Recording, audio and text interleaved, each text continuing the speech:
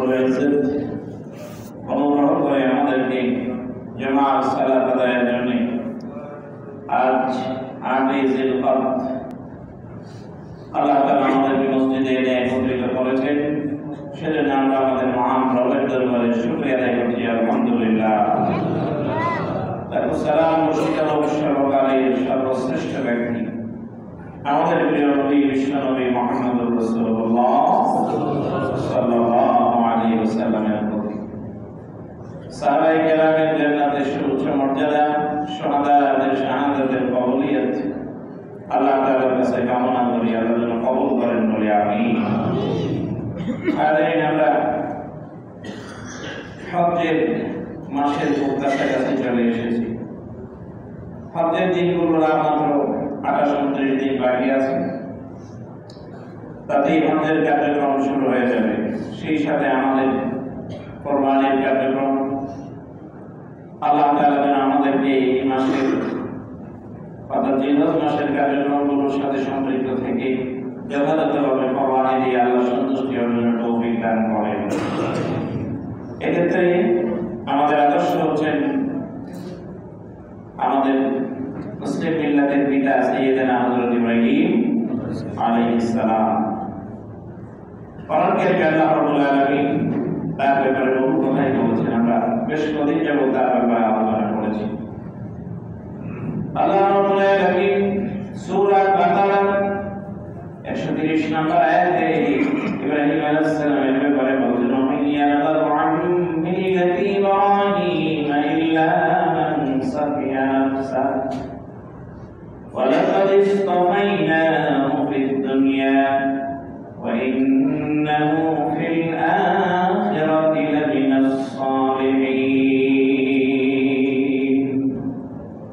ওয়া মান ইয়ালাদু আন মিল্লাতি ইব্রাহিম, কে আছে এমন ইব্রাহিমের আদর্শ থেকে মুখ ফিরিয়ে নেবে? ইব্রাহিমের আদর্শের বাইরে অন্য কোনো আদর্শ অনুসরণ করবে এমন কে আছে?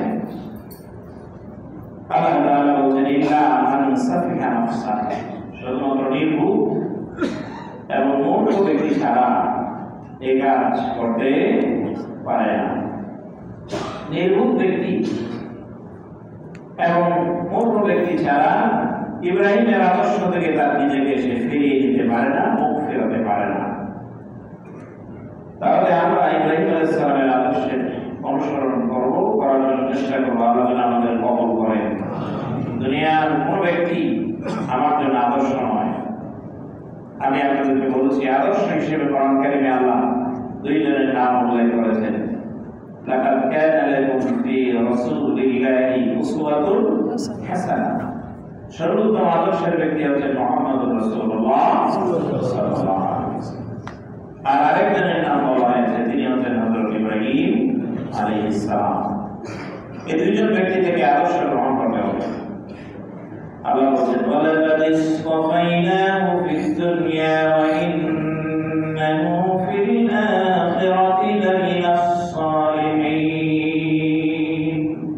ওয়া লাকাদ ইসতাফাইনাহু, আমি দুনিয়াবাসীর জন্য, দুনিয়ার জন্য আমি তাকে মনোনীত করেছি, নির্বাচিত করেছি। ওয়া ইন্নাহু ফিল আখিরাতি লামিনাস সালিহিন, আর তিনি পরকালে নেককার বান্দাদের সাথে অন্তর্ভুক্ত হয়ে যাবেন। সুবহানাল্লাহ। ইব্রাহিম আলাইহিস সালাম আমাদের জন্য আদর্শ। শুধু তাই নয়, তিনি যতগুলো দোয়া করেছেন এগুলো আমাদের জন্য শিক্ষা। সূরা বাকারার প্রায় 25 আয়াত থেকে তার ব্যাপারে এখানে একটি চমৎকার আলোচনা হয়েছে, আলোচনা শুরু হয়েছে।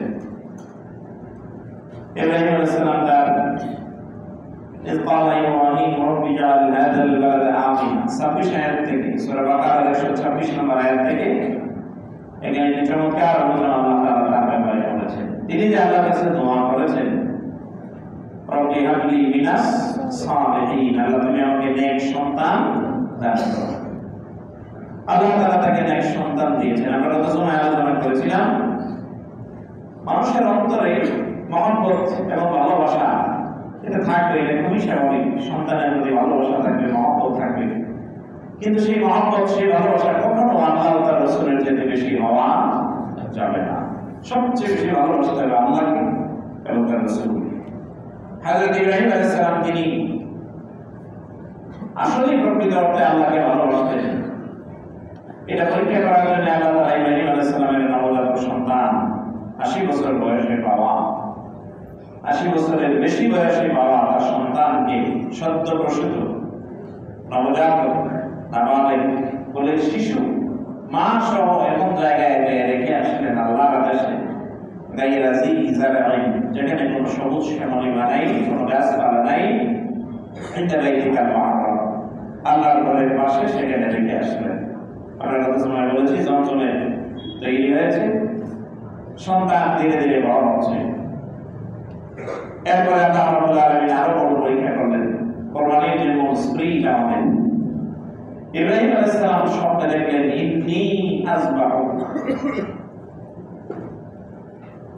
হযরত ইব্রাহিম আলাইহিস সালামের স্বপ্ন কোরআন কারীমে আল্লাহ কেন বর্ণনা করলেন?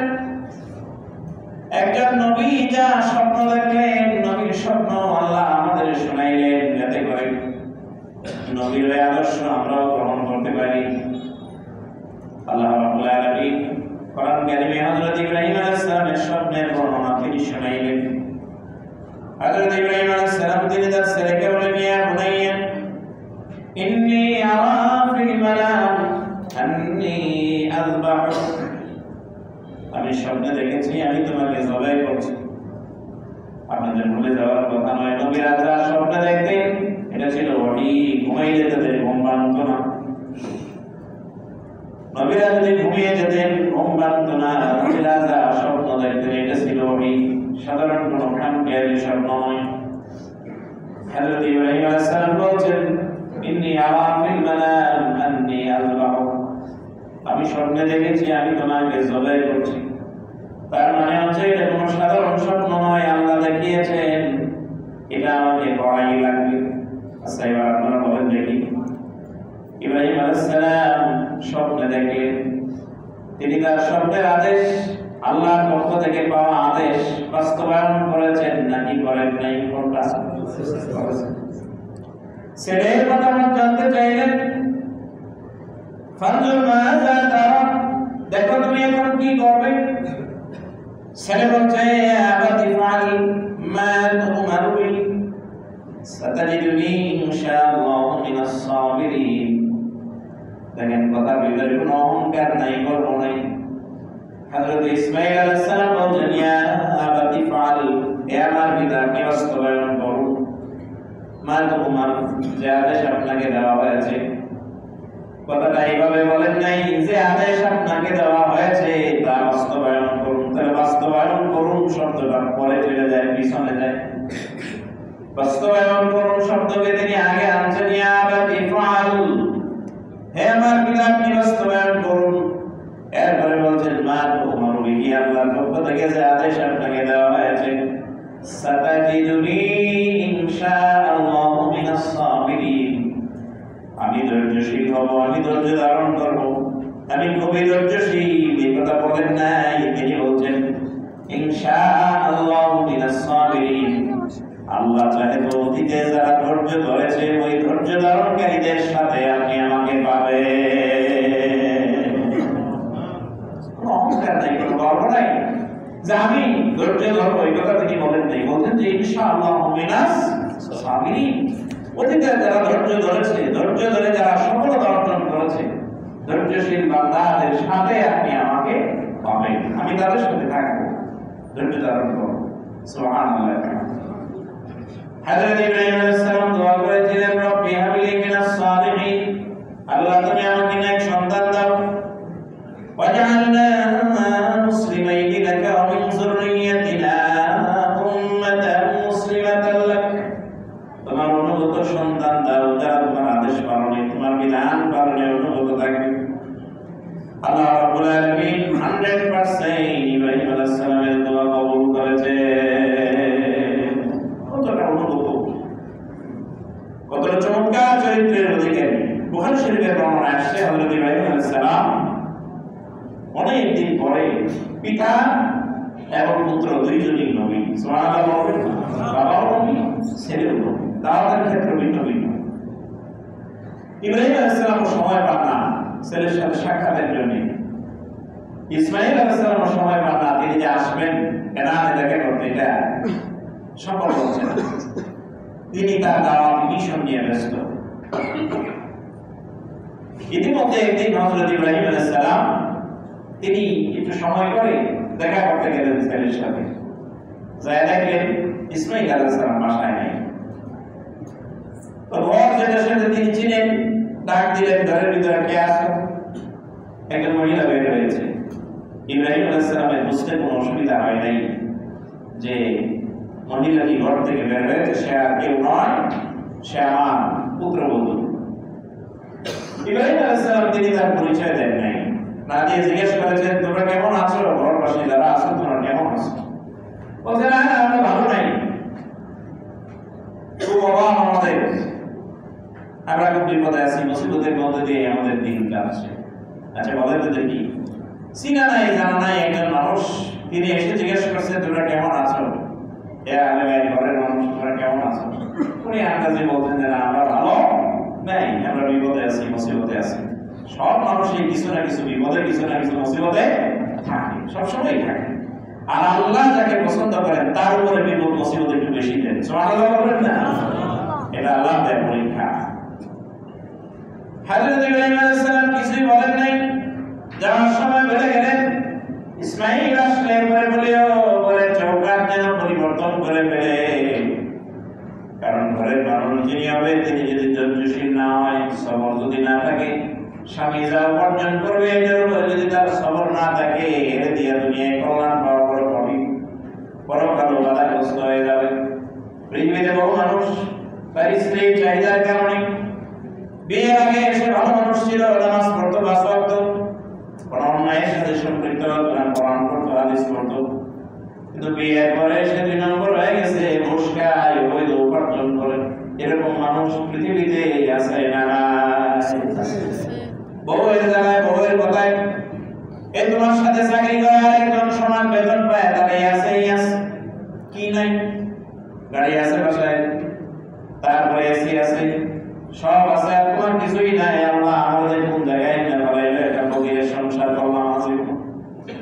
এজন্য আল্লাহ নবী বিশ্বনবী মুহাম্মদ সাল্লাল্লাহু আলাইহি সাল্লাম নারীদের পার দিয়ে অতিক্রম করেছেন।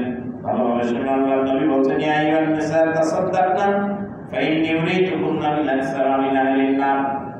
সদকা করো বেশি করে, কারণ আমি যখন জাহান্নাম দেখেছি, জাহান্নামের ভিতরে নারী দেখেছি বেশি, নারীরাই বেশি জাহান্নামী।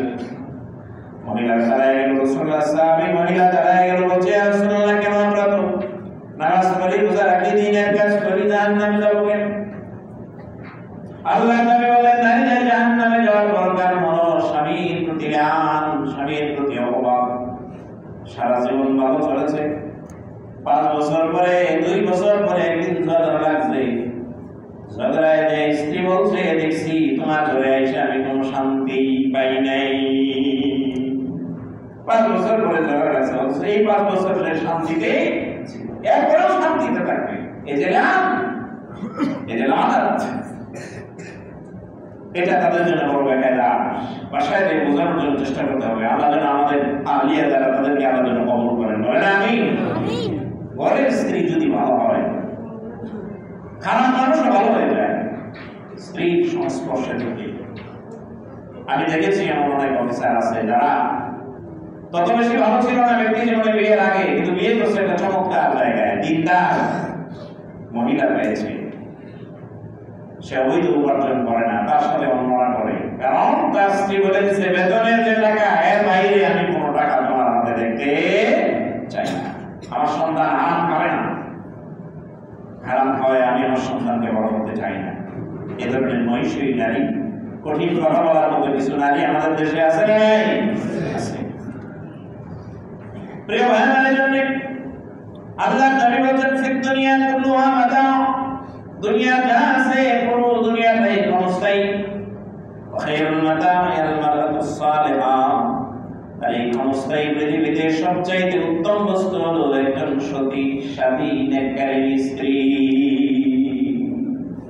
মনে রাখবেন, আপনার যা ইনকাম তার চাইতে যদি তার বেশি চাহিদা থাকে, অবৈধ উপার্জন আপনার আছে, এটা সে জানে। আপনার যদি বেতন না দেয়, বাধা না দেয়, আপনার প্রতি তার ভালোবাসার কমতি যদি না হয়, তাহলে জাহান্নামে যাওয়ার জন্য ওই মহিলাই যথেষ্ট। আর ইবাদতের দিকে আপনাকে যদি উদ্বুদ্ধ করে, যুক্তিবাদী হুজুর একবার ওয়াজ করেছিলেন, আপনারা জানেন, আমাদের প্রবীণ ওয়াইজ যে আমার মা বোনেরা ফজরের সময় আপনার স্বামী মসজিদে আসে না, আবার ঠিকই আপনার জন্য শাড়ি কেনার জন্য বুঝতেন মতো বুঝাইতে পারে, ঢাকার ভালো মার্কেটে যায় শাড়ি কিনে আনবেন, এটা আপনি পারেন। ফজরের নামাজে আপনি আপনার স্বামীকে মসজিদে পাঠাইতে পারেন না, এটা কোনো মতেই বিশ্বাসযোগ্য না, কোনো মতেই বিশ্বাসযোগ্য না। কাজেই দিন থাকতে হবে তার ভিতরে। ইব্রাহিম আলাইহিস সালাম জিজ্ঞাসা করলেন, তোমরা কেমন আছো? চিনা নাই, জানা নাই, পরিচয় নাই, বলছে যে না আমরা ভালো নাই, খুব বিপদে আছি, মুসিবতে দিয়ে যাচ্ছে, ঘরে কিছু নাই। বিপদে থাকলেও, মুসিবতে থাকলেও, ঘরে কিছু না থাকলেও, কত নিয়ামত না থাকলেও শুকরিয়া আদায় করতে হবে কার? আল্লাহ।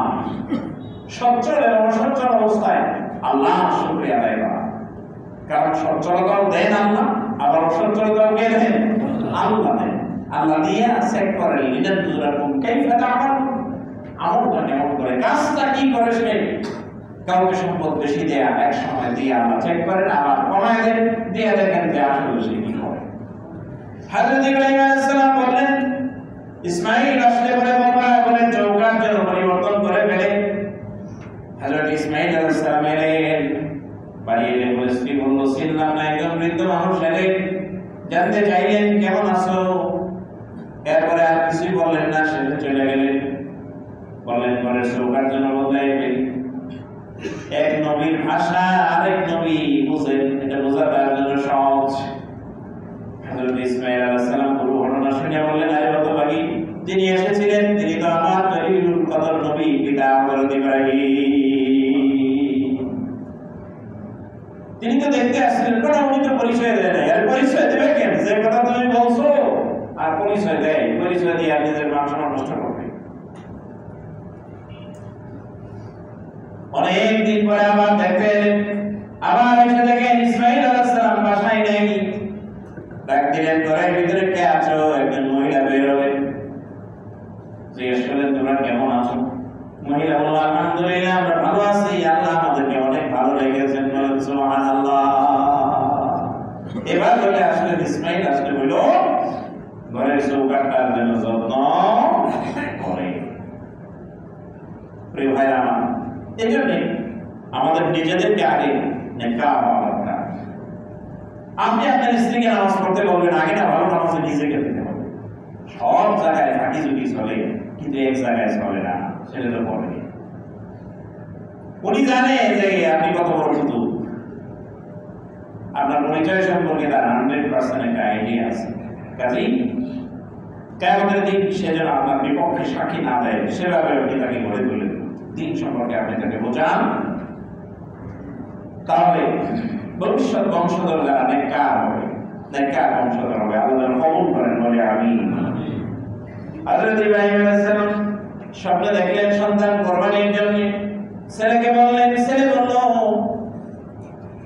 ইফআল মা তুমার সাতাজিদুনি ইনশাআল্লাহ মিনাস সাবিরিন। আমি ধৈর্য ধরব, যে আল্লাহর আদেশ। পরের ঘটনা আমাদের জানা আছে। হযরত ইব্রাহিম আলাইহিস সালাম ছেলেকে নিয়ে রওনা দিলেন কুরবানির জন্য।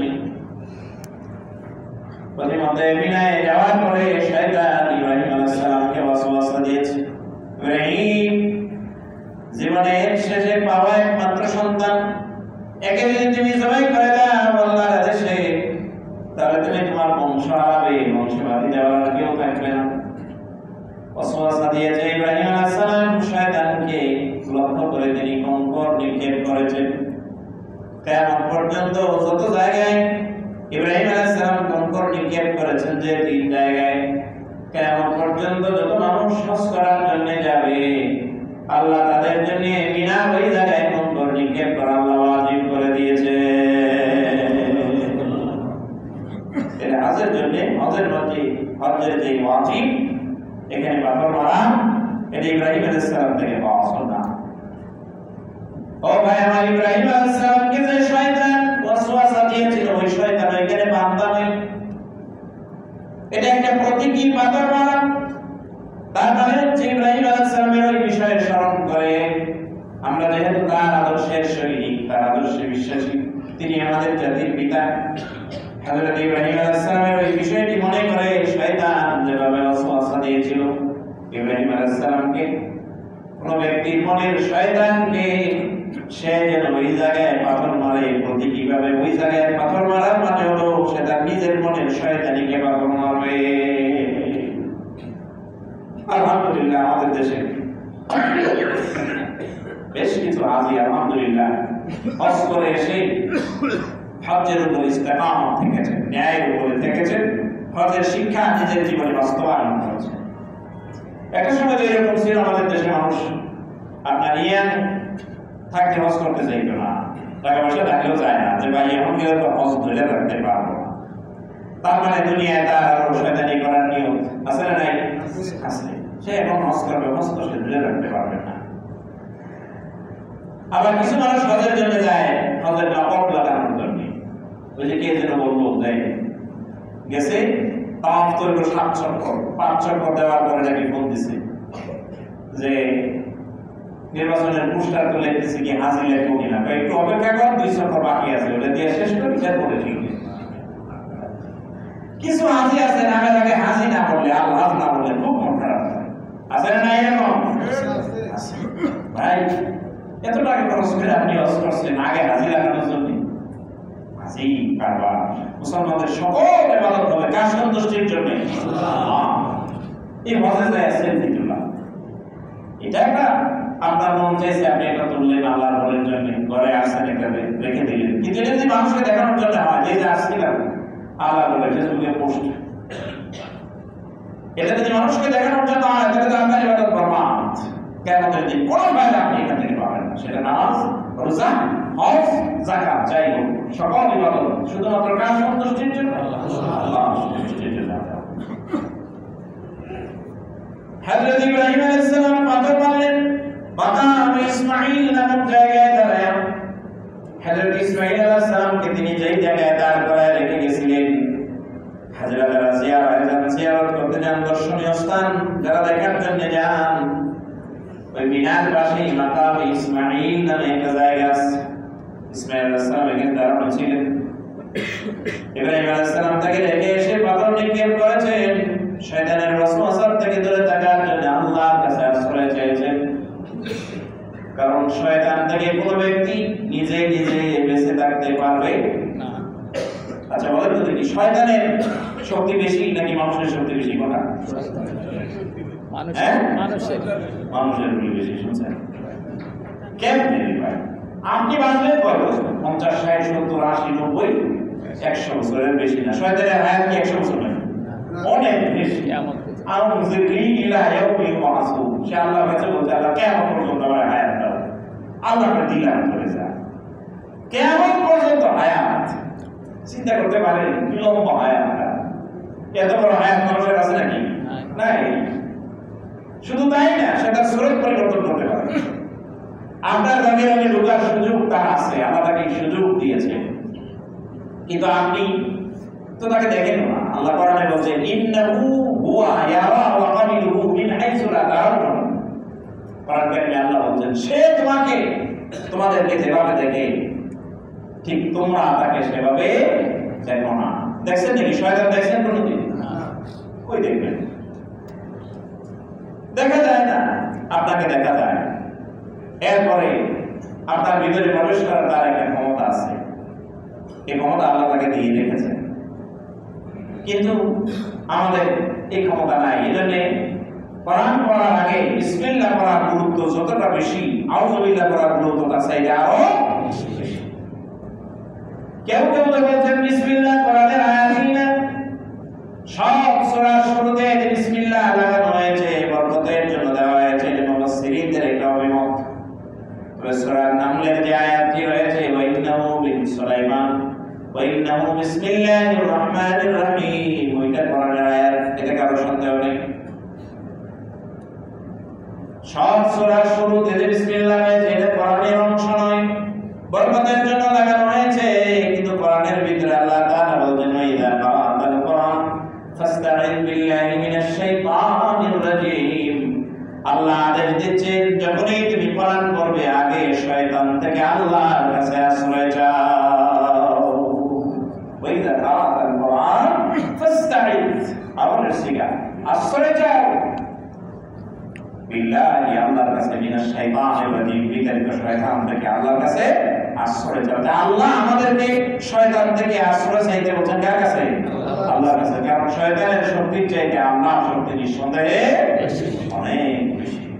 কাজেই আমরা তার ওয়াসওয়াসা থেকে আশ্রয় চাই। ওই যে সূরা নাসে আমাদেরকে শেখানো হয়েছে, বলুন আউযু বিরাব্বিন নাস, বললেন আপনি বলুন আউযু, আমি আশ্রয় চাই বিরাব্বিন নাস, মানুষের রবের নিকট, মানুষের আইনদাতার নিকটে আমি আশ্রয় চাই, ইলাহিন নাস, মানুষের ইলাহর নিকটে আমি আশ্রয় চাই, মিন শাররিল ওয়াসওয়াসিল খান্নাস, তিনি মন্দ যা সৃষ্টি করেছেন এগুলো থেকে আশ্রয় চাই। এগুলো যখন মানুষের মনের মধ্যে ওয়াসওয়াসা তৈরি করে, আল্লাযী ওয়াসওয়াসু ফি সুদুরিন নাস, আবার এই শয়তান মিনাল জিন্নাতি ওয়ান নাস, এটা জিনের ভিতর থেকে হইতে পারে, শয়তান মানুষের ভিতর থেকেও হইতে পারে। দুই শয়তান থেকে আল্লাহ আমাদেরকে আশ্রয় চাইতে বলছেন আল্লাহর কাছে। এজন্য ইব্রাহিম আলাইহিস সালাম পাথর মারলেন, আল্লাহর কাছে আশ্রয় চাইলেন, আল্লাহ ইব্রাহিম আলাইহিস সালামকে সেফটি দিয়ে দিলেন। সুবহানাল্লাহ। ইব্রাহিম আলাইহিস সালাম তার জীবনে আমাদের জন্য বিরাট শিক্ষা, বিরাট শিক্ষা। তিনি তার পরীক্ষায় শতভাগ মার্ক পেয়ে 100% মার্ক পেয়ে উত্তীর্ণ হয়েছেন। প্রিয় ভাইরা আমার, সন্তানের প্রতি ভালোবাসা আপনার বেশি নাকি আল্লাহ ও তার রাসূলের প্রতি, দ্বীনের প্রতি বেশি?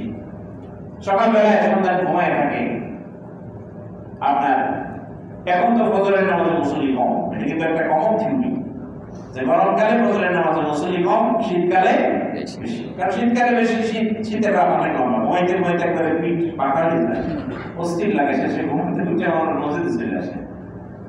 শীতকালে বেশি, গরমকালে কম। কারণ শেষ রাত্রের ঘুমটা হয় কিন্তু খুবই মজা, খুবই আরামদায়ক ঘুম।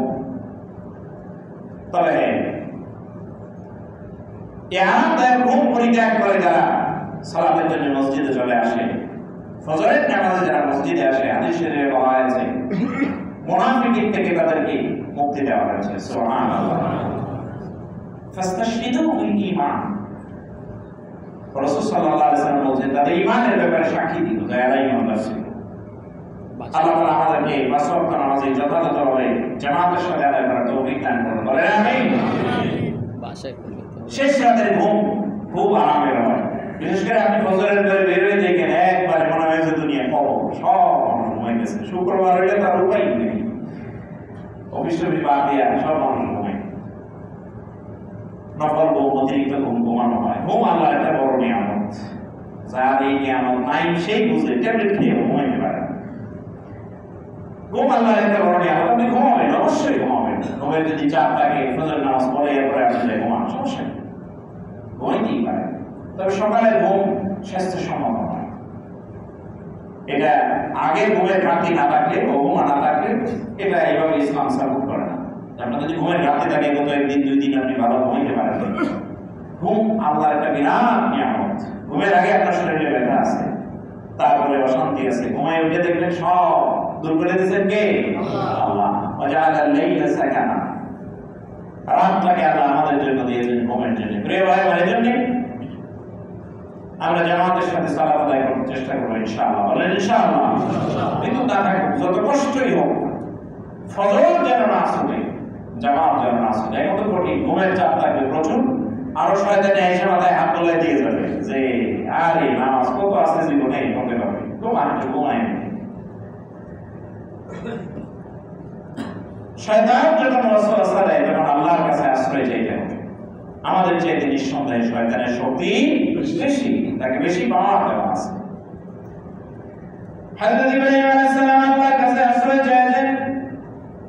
ইব্রাহিম আলাইহিস সালাম নিজের সন্তানকে বেশি ভালোবাসেননি, আল্লাহর আদেশকে বেশি পছন্দনীয় মনে করেছেন। আর আপনার অবস্থা যদি এমন হয় যে আপনি সকালবেলায় নামাজে আসছেন, একা সন্তান ছিল, উপযুক্ত নামাজে নিয়ে আসার মতো আগে নেই, সুযোগ নেই, ঘুমাচ্ছে, আপনি তাকে ডাকেন নাই, কিয়ামতের দিন এই সন্তান আপনার বিরুদ্ধে আল্লাহর আদালতে মামলা দেবে। সূরা তাহাম্মুম 14 নম্বর আয়াত।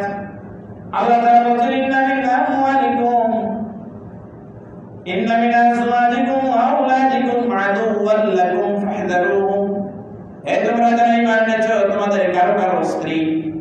কারো কারো সন্তান তোমাদের জন্য দুশমন, ফাহজারুহুম, সুতরাং তাদের ব্যাপারে সতর্কতা অবলম্বন করো। কে বলছেন? আল্লাহ। সূরা তাগাবুন আয়াত নম্বর 14। ইন্না মিন আজওয়াজিকুম, সবাই কারো কারো স্ত্রী আপনাকে দিয়ে অন্যায় করাচ্ছে, অথবা আপনি অন্যায় করছেন, আপনার স্ত্রী দেখছে, বিরুদ্ধাচরণ করে না, কারণ জানে যে এটা থেকে সে ফায়দা পাবে। ওয়া আওলাদিকুম, তোমাদের কারো কারো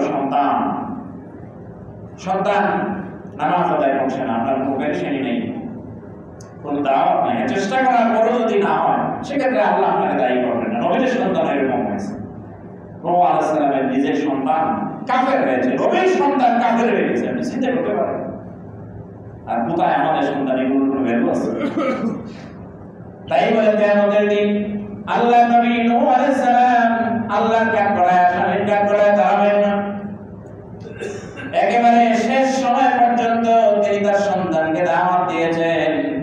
নূহ আলাইহিস সালামের সময় যখন প্লাবন শুরু হয়েছে, নূহ আলাইহিস সালাম জানেন আজকের এই প্লাবন থেকে বাঁচার কোনো উপায় নেই। নূহ আলাইহিস সালাম দাওয়াত দিয়েছেন, ইয়া বুনাইয়া কাম্মান, ও আমার কলিজার টুকরা সন্তান, ঈমান আনো, আমার নৌকা গ্রহণ করো। ছেলে আসে নাই, দাওয়াত গ্রহণ করেনি।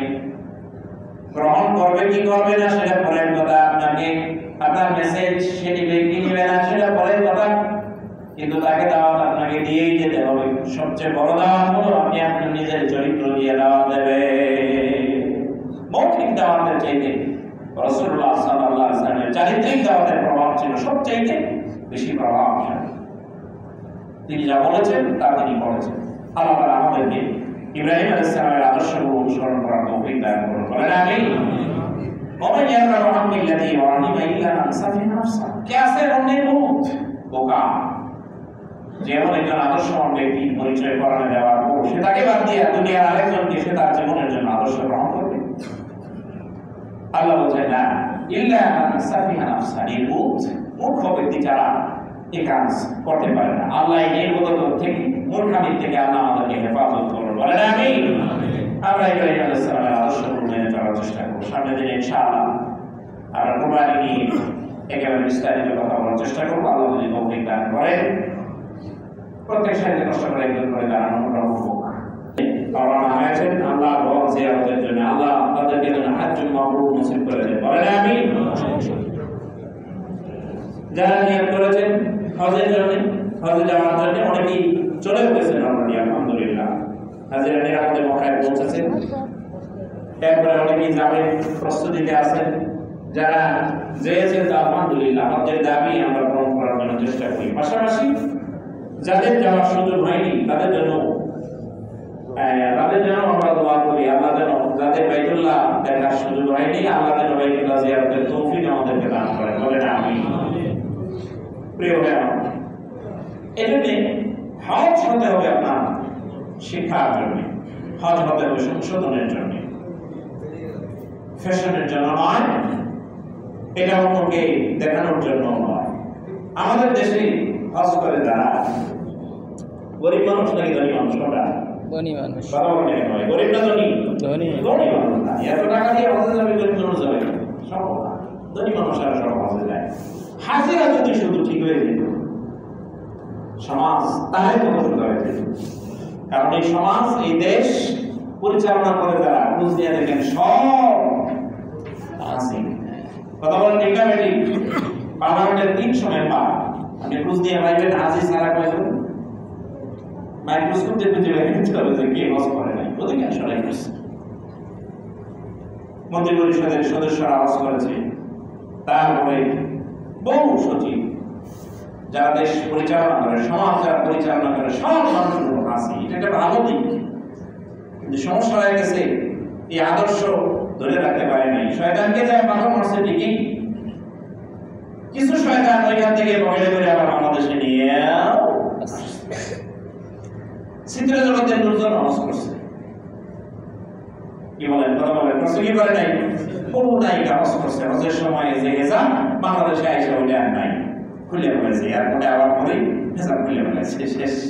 হজ এয়ারপোর্টে রেখে আসছে, এইবারে আর নিয়ে আসে নাই। তো প্রিয় ভাই আমার, এই জন্য আমাদের দেশের থেকে যারা হজ করতে যাচ্ছে তারা যেন হজ্জের সঠিক শিক্ষা শিখে এসে ইব্রাহিম আলাইহিস সালামের আদর্শ ধারণ করে দেশে এসে যাতে আমল করতে পারে, আপনাদের জন্য দোয়া করি, আল্লাহ যেন কবুল করেন, বলেন আমিন। আমাদের পেয়ারিবের ভাই বলতে যাচ্ছেন, উনি আমেরিকা প্রবাসী, মূলত আমেরিকা থাকেন, ওইখান থেকে যাওয়া কঠিন, অনুমোদন পাচ্ছেন না, পেরেশানি আছে। এখানে যোগাযোগ করে এখান থেকে ব্যবস্থা হয়ে গেছে, এখান থেকে তিনি যাওয়ার জন্য রওনা দিলেন। হয়তো আজকে ফ্লাইট মনে হয় না, আজকে ফ্লাইট। আমাদের মুসলিমদের ভিতর থেকে পরিচিত জন আরো অনেকেই গেছে, কিন্তু মুসলিমদের এই মহল্লায় কেউ আছে কিনা এখন পর্যন্ত আমি কনফার্ম না। হ্যাঁ তাই বকুল ভাই, হ্যাঁ বকুল ভাই যাচ্ছে। হ্যাঁ হ্যাঁ কার আমাদের দেশে তাদেরকে ফিরে আসার তৌফিক যেন আল্লাহ দান করেন। সব হাজিদের জন্য দোয়া করি, মুসলিম উম্মাহর জন্য আমরা দোয়া করি। বিশেষ করে ফিলিস্তিনের অবস্থা তো খুবই ভয়াবহ, আপনারা দেখছেন। রাফায় তারা হামলা করেছে, এই জায়গায় রাফা ফলস্তিনি হামলা করেছে, ফলস্তিন বন্ধ করে দিয়েছে, ত্রাণ দিতে দিচ্ছে না। আপনারা দেখেছেন অন্য দেশ থেকে যে ত্রাণগুলো পাঠানো হয়েছে এগুলো তারা গাড়ি থেকে ছড়ায় ছিটায় ফেলে দিচ্ছে। এর চাইতে বড় নির্মমতা মানুষের জন্য আর কিছু হতে পারে না। যারা এটা করেছে আপনাদেরকে মানুষ মনে করে না, এরা পশুর চাইতে আরো অনেক কিছু। আর দোয়া করি ফিলিস্তিন আল্লাহ মুসলমানদের হাতে উঠায় দিক, বাইতুল মাকদাসের চাবি মুসলমানদের হাতে আল্লাহ যেন দিয়ে দেয়। তবে বিজয় খুব অত্যাসন্ন, কারণ যে জমিনে যে জাতির রক্ত ঝরে, যাদের রক্ত ঝরে, ওই জমিনের মালিকানা, ওই জমিনের কর্তৃত্বের দায়িত্ব আল্লাহ তাদের হাতে দিয়ে দেন। এটা পৃথিবীর ইতিহাস। ফিলিস্তিনের মানুষের প্রচুর রক্ত সেখানে ঝরেছে, প্রচুর। আল্লাহ যেন ফিলিস্তিনের মুসলমানদেরকে হেফাজত করেন। এই কঠিন পরীক্ষা, ইমানের কঠিন পরীক্ষা তাদের চলছে, তারা যতটা কঠিন পরীক্ষায় উত্তীর্ণ, আপনি চিন্তা করতে পারেন এত নাই, এত কিছু নাই, কিছুই নাই, বাড়িঘর সব হারাইছে। এরপর আপনি কি শুনছেন যে কিছু মানুষ ইহুদি নাসারাদের প্ররোচনায় কাফের হয়ে মুশরিকদের দলে, মানে কাফের হয়ে ঈমান ত্যাগ করছে, শুনছেন নাকি এরকম?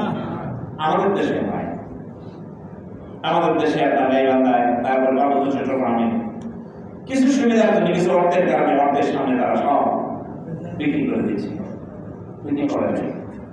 আল্লাহ যেন আমাদের ঈমানকে মজবুত করে দেন, মৃত্যু পর্যন্ত যেন ইস্তেকামত থাকার তৌফিক আমাদেরকে দান করেন। আমিন। মা তৌফিক।